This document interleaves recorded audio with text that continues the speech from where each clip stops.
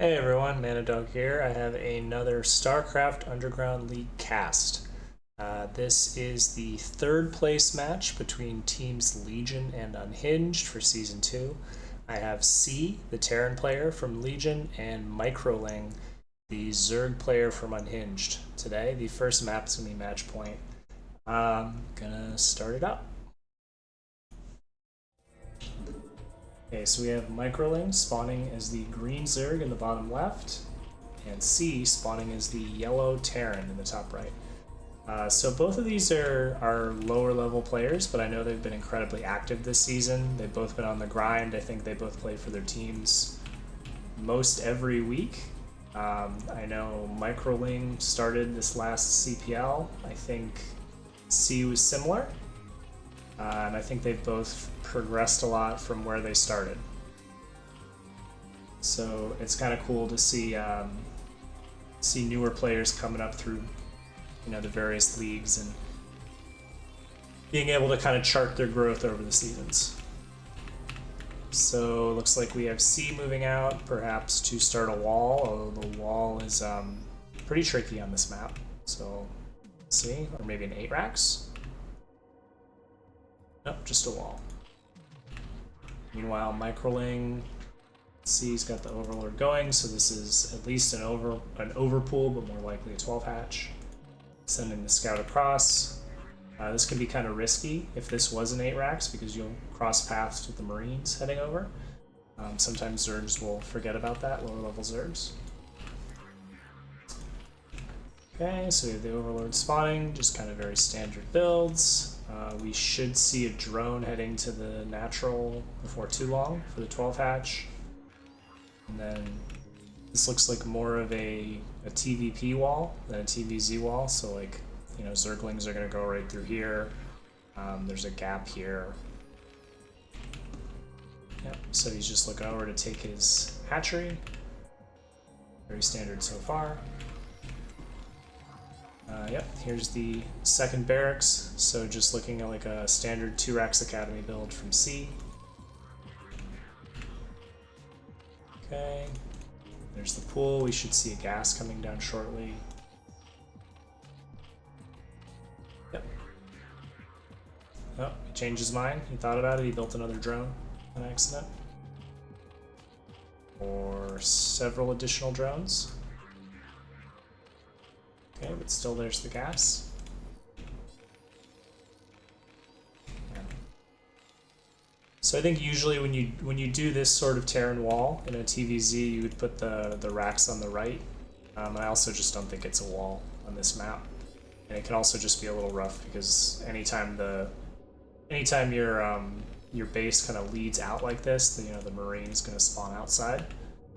So sometimes when you're doing that, you'll do a 10 racks instead of an 11 racks just to get the first Marine out faster in case it was early lane pressure.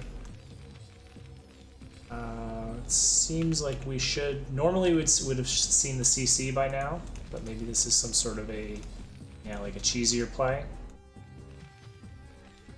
Yeah. So it looks like this is going to be the 2 racks academy with no CC. I think this is called a Sparks Rush. You basically just go for like an early stim timing with extra bio and medic that's going to hit faster. Microling, we're kind of just waiting on his lair timing or if he's going to go speed.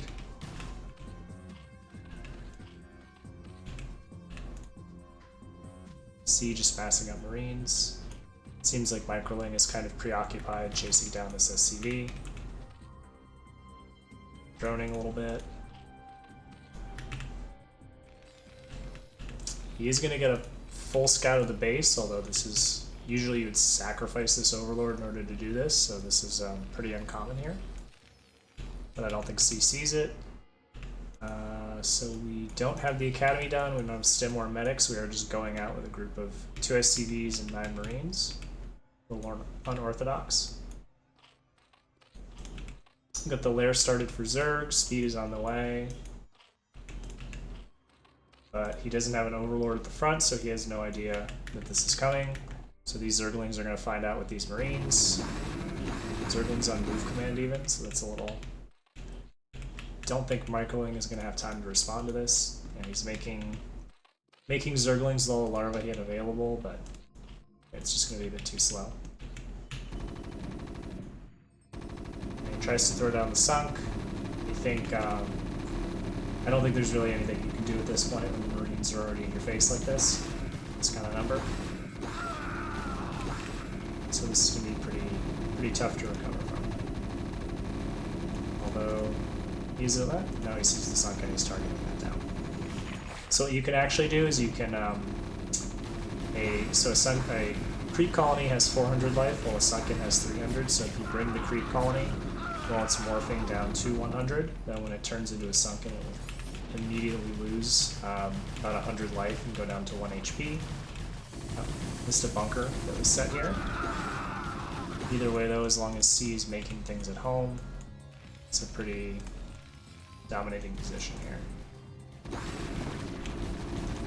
So we don't quite get the bunker. It will burn down, but we're losing a ton of drones here anyway.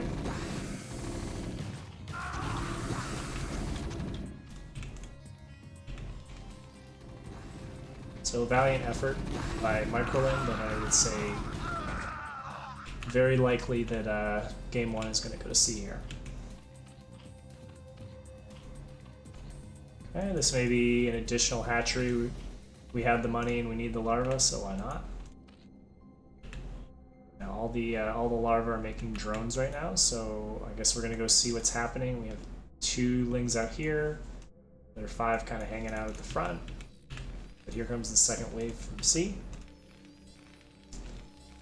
Range is halfway done. Stim finished before this. eBay going. Don't think this is realistically holdable from Zerg, but especially not making all these drones and no sunks. But we'll see. So in the future, you'd probably want to bring these lings a bit farther forward so you'd be able to see when it's actually leaving the Terran base. At this point, again, I don't think it especially matters, but just conceptually you want to have a little more vision. And no creep colonies that get made at this point are ever going to be fast enough. Especially with stim done. No quit in microling's game plan though.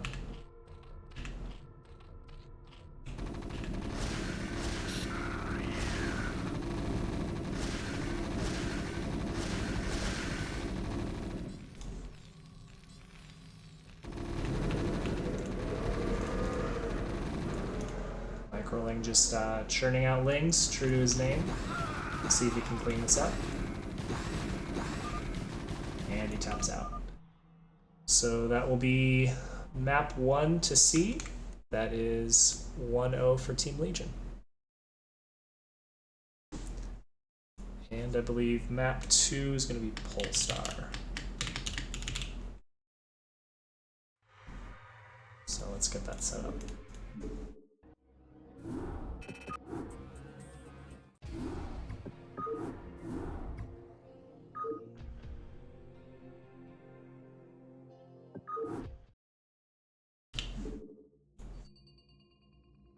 Yep, okay, Polestar. And we're ready to go. We have Microling again spawning as the green Zerg, this time in the top right. This time C will be the purple Terran spawning in the bottom right. So let's see if these players switch up their game plans at all between the first and second game. I think Microling particularly needed to look at tightening up some of those timings. The lair was quite a bit late. We were floating some money early on that we didn't need to be. And kind of similar for C, who went with a little bit of an unconventional build, but I think his gas was a bit late. You know, you probably want to have stim and medics for that first push out. Yeah, so both players very standard.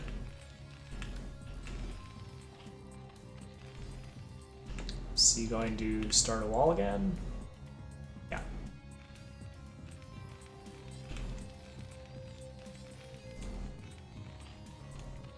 So because of the egg, for a spawn like this, I think you actually want, usually you want the barracks on the bottom. I think in this case you actually want it on the top.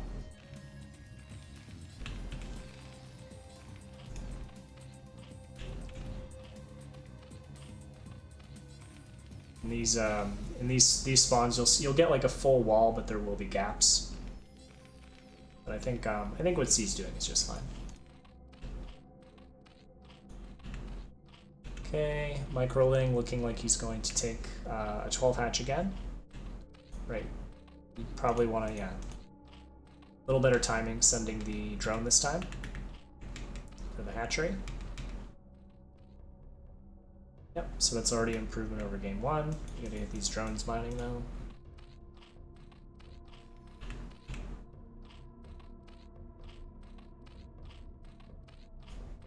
About ready to take the gas, and we are at least we're mining all of the patches, which is great.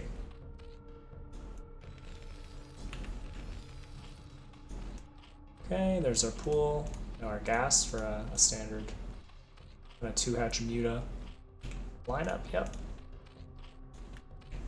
This time he took the gas before he made that drone also. So again, this is already cleaner for microling after game 1. We could distribute these a little better, but again, this is better. We also typically would want this overlord at our natural for now. I mean, getting the scout is nice, but you would want to be able to see if there were a bunker being made here, because we don't really have any vision on Terran. We didn't drone scout.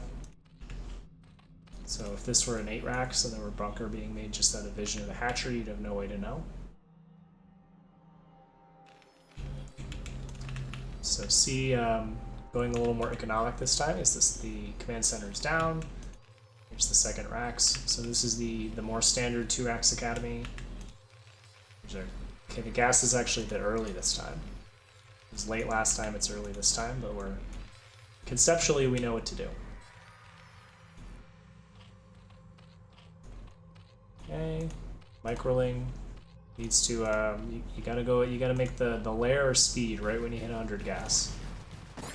More typically the lair, but you want to be spending it on something. And this is gonna be a free overlord, which is gonna be a little frustrating.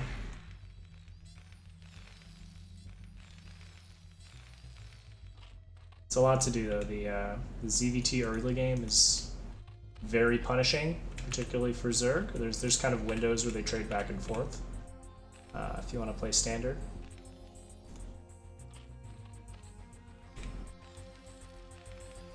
Okay, C just progressing the build. The academy almost done.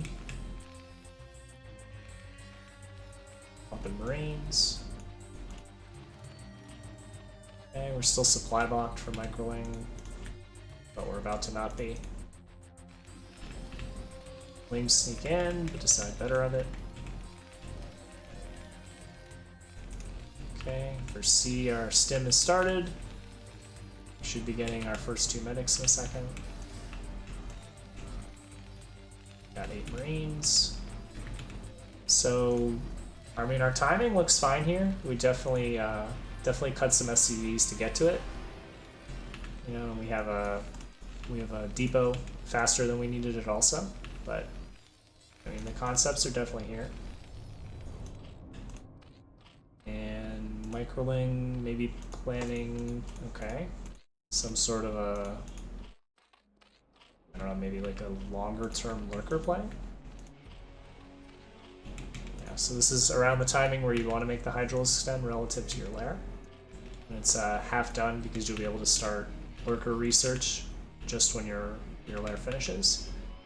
And this time we had better vision with our lings. We're going to unfortunately lose this overlord again, most likely. But we have a lot of lings, but we still might want to consider sunk. Okay, we're just going to let the overlord go. There's another one right here though.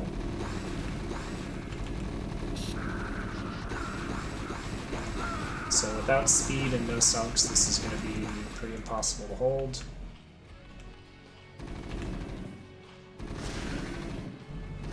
Yeah, you need to definitely like have your mind made on making these sunks long before the Marines are actually there.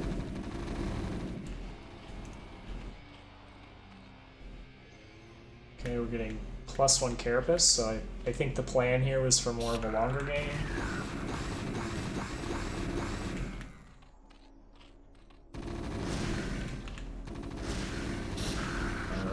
We're gonna lose the economy here, so this is probably gonna be it. Back at home, C's increased production. +1 going, range about to finish. And microling calls it. So there'll be a 2-0 for Team Unhinged. Congrats to C.